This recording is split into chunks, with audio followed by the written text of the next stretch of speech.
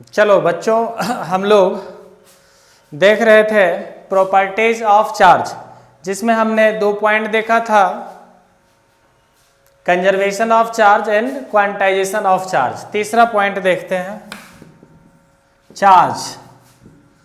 Charge always associated with mass. मतलब charge हमेशा associated होगा किससे? मास से। मतलब आप कह सकते हैं कि कोई ऑब्जेक्ट है जिसके पास चार्ज है तो उसके पास मास जरूर होगा। मतलब अगर कोई भी बॉडी अगर उसमें चार्ज है तो मास उस पर होना ही है, ठीक है। जैसे electron, proton and neutron. Electron के पास चार्ज है, मास है। प्रोटॉन के पास चार्ज है, मास है। न्यूट्रॉन के पास चार्ज नहीं है बट मास है। तो जिसके पास मास होगा जरूरी नहीं कि उसके पास चार्ज हो, लेकिन जिसके पास चार्ज होगा it is necessary that object also having mass. मतलब जिसके पास चार्ज होगा उसके पास मास जरूर होगा, बट जिसके पास मास हो जरूरी नहीं कि उसके पास चार्ज हो। तो आप लिख सकते हो charge always associated with mass. इसके बाद तीसरा पॉइंट देखेंगे, charge is invariant. Charge invariant है। तो इनवेरिएंट का मतलब क्या होगा? इनवेरिएंट साथ में चार्ज इनवेरिएंट है। इनवेरिएंट का मतलब ये हो गया कि अगर ऑब्जेक्ट एक जगह से दूसरे जगह जा रहा है ना, उसका अगर रिलेटिव ऑफ थियोरिविटी से आइंस्टाइन साहब ने बताया था कि अगर कोई चार्ज बॉडी है, अगर एक जगह से दूसरे जगह जा रहा है तो उसका स्पीड कुछ ना कुछ होगा। तो उस बॉडी का चार्ज चेंज नहीं होगा, मास चेंज होगा। मतलब चार्ज चेंज नहीं होगा, वेरिएबल नहीं होगा, इनवेरिएंट होगा। If an of charge object moving from one position to another position, then charge of the object remain same. मतलब उस बॉडी का जो चार्ज होगा वो सेम होगा, लेकिन उसका मास जो होगा वो वेरिएबल होगा। अगर ऑब्जेक्ट का स्पीड इंक्रीज करेगा तो मास भी इंक्रीज करेगा, अगर ऑब्जेक्ट का स्पीड डिक्रीज करेगा तो मास भी डिक्रीज करेगा। क्लियर है ना? लेकिन चार्ज क्या रहेगा? इनवेरिएंट होगा, ठीक है। इसमें आप लिख सकते हैं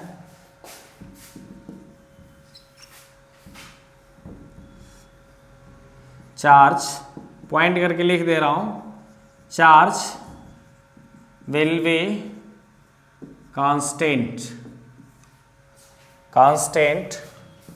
ऑफ द मूविंग ऑब्जेक्ट। अगर कोई ऑब्जेक्ट मूव कर रहा है, ठीक है, तो उस बॉडी का जो चार्ज है वो क्या रहेगा? इनवेरिएंट होगा, फिक्स रहेगा, कांस्टेंट रहेगा। But mass increases if speed of the object is increases। अगर ऑब्जेक्ट का स्पीड इंक्रीज कर रहा है तो मास भी क्या होगा? इंक्रीज करेगा, है ना। And mass of the object decreases. Mass of the object decrease करेगा कब? If a speed of the object is decreases. अगर ऑब्जेक्ट का स्पीड डिक्रीज कर रहा है तो मास डिक्रीज करेगा, अगर ऑब्जेक्ट का स्पीड इंक्रीज कर रहा है तो मास इंक्रीज करेगा। According to relativity of theory, है ना, आइंस्टाइन के अनुसार अगर कोई भी चार्ज ऑब्जेक्ट है, चार्ज बॉडी है, अगर वो मूव कर रहा है कुछ स्पीड से तो उसका चार्ज कांस्टेंट होगा, लेकिन मास क्या होगा, चेंज करेगा, मास वेरिएबल होगा, वेरिएंट करेगा, ठीक है, वेरी करेगा, लेकिन चार्ज वेरी नहीं करता। It is also property of charge. चलिए, तो हमने प्रॉपर्टी देख लिया कि charge always associated with mass, charge is invariant. मैं बताया हूं कि फर्स्ट केस में मतलब समझा रहा था पॉइंट बना करके, charge will be constant of the moving object, मतलब ऑब्जेक्ट मूव कर रहा है उसके स्पीड से कोई मतलब नहीं है, उस इंडिपेंडेंट ऑफ स्पीड होता है। फिर मैं बताया but mass increases if speed of the object is increases. Clear है, अगर स्पीड इंक्रीज कर रहा है तो मास भी इंक्रीज करेगा ऑब्जेक्ट का, and mass of the object decreases of if speed of the object is decreases. Clear है ना, मतलब कि ऑब्जेक्ट का चार्ज जितना भी है वो कांस्टेंट रहेगा, स्पीड चाहे कुछ भी हो ऑब्जेक्ट का, लेकिन ऑब्जेक्ट का स्पीड इंक्रीज कर रहा है तो मास इंक्रीज करेगा, ऑब्जेक्ट का स्पीड डिक्रीज कर रहा है तो मास भी डिक्रीज करेगा, है ना। चलिए देखते हैं आगे, मैं देख रहा हूं इसके बाद का प्रॉपर्टी।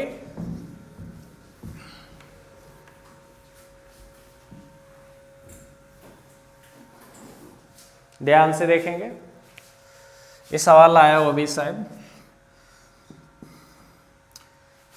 अगर मान ले कि ये सेम ऑब्जेक्ट है, ऑब्जेक्ट आइडेंटिकल है, आइडेंटिकल ऑब्जेक्ट, आइडेंटिकल ऑब्जेक्ट मतलब दोनों का चार्ज भी सेम है, दोनों का रेडियस भी सेम है और ऑब्जेक्ट क्या है, आइडेंटिकल है। अगर इस पे निगेटिव चार्ज है और इस पे क्या पॉजिटिव चार्ज है, अगर इस पे पॉजिटिव चार्ज है, अगर इस पे पॉजिटिव चार्ज है, इस पे निगेटिव चार्ज है, तो निगेटिव चार्ज होगा तो आप ध्यान से समझेंगे, समझ लेना। इलेक्ट्रॉन है, निगेटिव चार्ज इसका मतलब क्या, एक्सेस इलेक्ट्रॉन हो गया। पॉजिटिव चार्ज इसका मतलब क्या, डिफिशियंसी ऑफ इलेक्ट्रॉन हो गया। यहां पे इलेक्ट्रॉन की कमी होगी और यहां पे इलेक्ट्रॉन ज्यादा होगा। तो ज्यादा अगर इलेक्ट्रॉन हुआ, क्यों ऐसा हो रहा है, क्योंकि निगेटिवली चार्ज्ड है, और यहां पे कम क्यों हो रहा है, क्योंकि पॉजिटिवली चार्ज्ड है। अरे है ना, पॉजिटिव चार्ज है मतलब जानते हैं आप, नहीं जानते कोई बात नहीं, बता रहा हूं। पॉजिटिव चार्ज इसका मतलब कि इलेक्ट्रॉन की कमी, और निगेटिव चार्ज है मतलब इफिशियंसी ऑफ इलेक्ट्रॉन, इलेक्ट्रॉन यहां पे ज्यादा हो रहा है इसके रिस्पेक्ट में। तो देखो मास क्या होगा इस ऑब्जेक्ट का, जो निगेटिवली चार्ज है, मास निगेटिवली चार्ज बॉडी का थोड़ा क्या होगा, ज्यादा होगा, किसके रिस्पेक्ट में, mass of the positively charged body, क्योंकि आइडेंटिकल ऑब्जेक्ट है। बस अंतर ये है कि ये पॉजिटिवली चार्ज है और ये निगेटिवली चार्ज है, तो पॉजिटिवली पे थोड़ा कम मास होगा, निगेटिवली पे थोड़ा ज्यादा होगा। ठीक है, इसे आप याद रखना, थोड़ा ज्यादा होगा।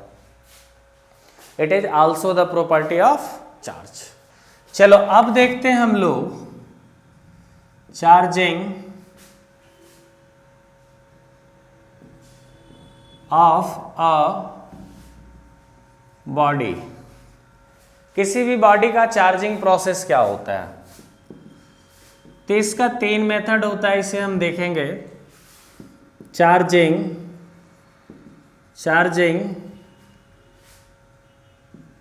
बाय द फ्रिक्शन, या फिर इसे रबिंग भी कहते हैं। दूसरा चार्जिंग बाय द कंडक्शन, और इसे बोलेंगे चार्जिंग बाय द क्या, induction. Charging by the induction, charging by the conduction, charging by the friction. मतलब किसी भी बॉडी को चार्ज करने का कितना प्रोसेस होगा, 3 प्रोसेस होगा। या तो फ्रिक्शन से करिए, रबिंग करके, है ना। रबिंग करते हैं फ्रिक्शन होता है कॉम्ब से, वो कॉम्ब वाला बात मैंने, रबिंग के कारण फ्रिक्शन होता है, ठीक है। या कॉम्ब से भी हम लोग करते हैं तो क्या होता है, जब आप देखे होंगे कॉम्ब कंघा, जब बाल को अपना पूरा ये करते हैं हम लोग, उसके बाद कागज का छोटा छोटा टुकड़ा रखिएगा, देखिएगा अट्रैक्ट होता है। ऐसा करते थे बचपन में हम लोग, अभी भी कर सकते हैं। चार्जिंग बाय कंडक्शन और चार्जिंग बाय इंडक्शन। कंडक्शन मतलब कांटेक्ट के कारण, इंडक्शन मतलब विदाउट कंटेक्ट, विदाउट कांटेक्ट मतलब उसके नजदीक लाएंगे तो चार्ज हो जाएगा। और रबिंग का मतलब हो गया कि रगड़ने से, जैसे हाथ में भी रगड़ते या माचिस का तिल्ली जलाते ना, तो क्या होता है, जैसे मान लो नहीं जल रहा है, क्या रबिंग करते हैं तो चार्ज हो जाता है बॉडी। मतलब मैं ये कहना चाह रहा हूं कि चार्जिंग का जो प्रोसेस है वो 3 होगा। Charging by the friction, friction को भी रबिंग कहते हैं, और क्या conduction, charging by the conduction, charging by the induction, charging by the friction. तो फ्रिक्शन को रबिंग भी कहते हैं। तो एक एक करके स्टेप बाय स्टेप हम लोग देख लेते हैं इसे।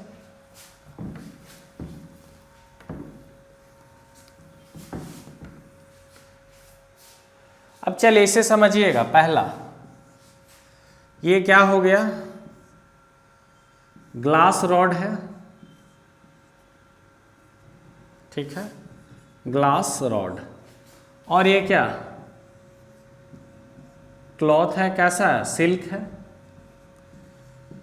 सिल्क का क्लॉथ है ना, सिल्क का कपड़ा है। और ये क्या है, ग्लास रॉड है। अब इसको और इसको जब आप रबिंग करेंगे, जब रबिंग करते हैं हम लोग, ये और ये जब रबिंग होता है, फ्रिक्शन होगा, तब आप देखेंगे कुछ समय के बाद आप देखेंगे ग्लास रॉड को, तो कुछ ऐसा मिलेगा आपको, चार्जिंग प्रोसेस। इस पे पॉजिटिव चार्ज होता है, इस पे पॉजिटिव चार्ज होता है, और इस पे क्या निगेटिव चार्ज होता है। मतलब ये जो सिल्क क्लॉथ है निगेटिवली चार्ज हो जाएगा, और ये जो ग्लास रॉड है ये पॉजिटिवली चार्ज हो जाएगा।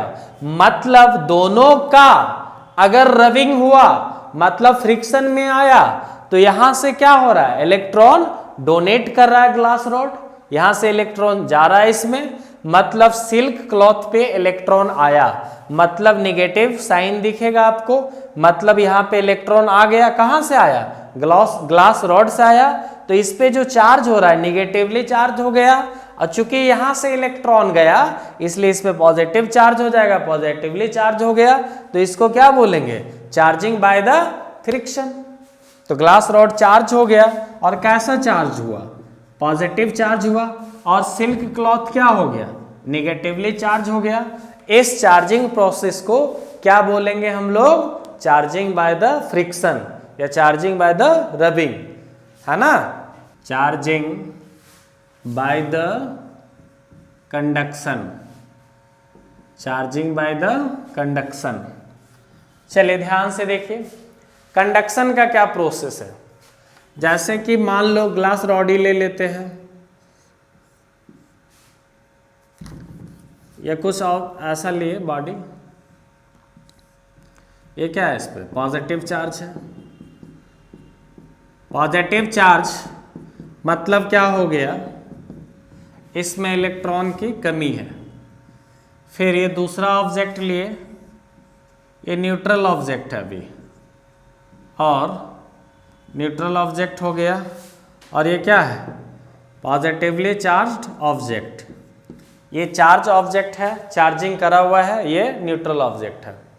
अब देखो कुछ समय बाद क्या करेंगे, एक दूसरे को हम लोग कांटेक्ट में लाएंगे, कांटेक्ट में लाएंगे। जैसे फॉर एग्जांपल समझाते तुमको हम कि भाई अगर ये ऑब्जेक्ट के पास पॉजिटिवली चार्ज है, मतलब क्या, यहां पे इलेक्ट्रॉन की कमी है, तो किसी के पास अगर इलेक्ट्रॉन की कमी है तो वो क्या चाहेगा कि किसी से इलेक्ट्रॉन ले। मान लो तुम 2 फ्रेंड हो, एक के पास पैसे की कमी है, जरूरत है उन्हें, और दूसरे के पास वो न्यूट्रल है, नहीं तो उसके पास ज्यादा है नहीं तो कम है। कंसेप्ट समझिएगा, नहीं तो उसके पास ज्यादा है नहीं तो कम है, वो अपना बैलेंस करा हुआ है। लेकिन आपके पास तो कमी है ना, तो आप चाहेंगे कि जो न्यूट्रल ऑब्जेक्ट है, न्यूट्रल जो आपका फ्रेंड है उससे लेना चाहेंगे, तो आप क्या करेंगे, खुद तो ऑलरेडी कर, आप जैसे मान लीजिए उससे 50 रुपया मांगे, तो वो बोलेगा कि नहीं मेरे पास तो 50 रुपया है नहीं, क्योंकि एक्सेस तो है नहीं उसके पास, न्यूट्रल फेज में है वो। तुम बोलेगा अच्छा ठीक है 10-20 दे दो, आज नहीं कल में जब भी है तुम्हें दे दूंगा, तो तुम्हें दे दिया, तो वो जो न्यूट्रल था उसके पास भी कमी हो गया। अब तुम्हें 50 मिला नहीं 20 ही मिला, तो तेरे पास भी 30 की तो कमी रह गई। मतलब तुम्हें जरूरत थी, उसके पास से लेने के बाद भी तुम्हारा जरूरत पूरा नहीं हुआ और उसके पास भी कमी हो गई। मतलब अब क्या हुआ कि आप भी कमी में रहे और जो आपका फ्रेंड है वो भी कमी में आ गया। मतलब दोनों लोगों के पास कमी हो गई। तो कहने का मतलब ये हुआ कि अगर कोई पॉजिटिवली चार्ज्ड बॉडी है और न्यूट्रल बॉडी के कांटेक्ट में आएगा, तो ये क्या करेगा, कुछ ना कुछ इससे इलेक्ट्रॉन ले लेगा। तो आफ्टर सम टाइम जब देखेंगे आप, तो इसके पास भी तो पॉजिटिव चार्ज रहा ही, इसके पास भी पॉजिटिव रहा ही, क्योंकि पूरा तो मिला नहीं जितना इसे चाहिए था। जितना चाहिए था उतना कब मिलता, जब इसके पास उतना एक्सेस होता, माइनस होता, वो तो है नहीं। तो इसके पास भी क्या हो गया, कमी रह गई, मतलब कुछ कमी इसके पास भी हो गया। तो आप कह सकते हैं न्यूट्रल ऑब्जेक्ट को 2 मान लिए और चार्ज जो बॉडी चार्ज करा हुआ है यहाँ पे पॉजिटिवली चार्ज बॉडी को 1 मान लिए। बाद में ऑब्जेक्ट 1 और ऑब्जेक्ट 2 दोनों क्या है, दोनों पे चार्ज आ गया अगर कांटेक्ट में आया तो, ठीक है। मतलब इस बॉडी पे जो चार्ज हुआ ड्यू टू कांटेक्ट के कारण डेवलप हुआ ना इस पे। तो ये जो चार्ज करा गया यहाँ पे जो चार्जिंग हुआ, तो इसको क्या बोलेंगे, चार्जिंग बाय द कंडक्शन। अगर ये न्यूट्रल फेज में था, इसके पास कमी है, अगर ये इसके कांटेक्ट में आता ही नहीं, तो इस पे भी आज कमी नहीं होती। कहने का मतलब ये हुआ कि 2 ऑब्जेक्ट लेंगे, एक के पास पॉजिटिवली चार्ज है, दूसरा क्या है, न्यूट्रल ऑब्जेक्ट है। दोनों जब एक दूसरे के कांटेक्ट में आ जाएगा तो फिर क्या होगा, इस पे पॉजिटिव चार्ज था वो तो रह ही गया, बाकी जो न्यूट्रल ऑब्जेक्ट था इस पे भी पॉजिटिव चार्ज डेवलप हो गया। यहाँ जो चार्ज हुआ, ये जो प्रोसेस है इसको बोलेंगे चार्जिंग बाय द कंडक्शन, ठीक है। जनरली ये कंडक्टर में होता है ना, कंडक्टर में होगा। चार्जिंग बाय द इंडक्शन, इसे मैं देख रहा हूं। चलो अगर ये कोई ऑब्जेक्ट है,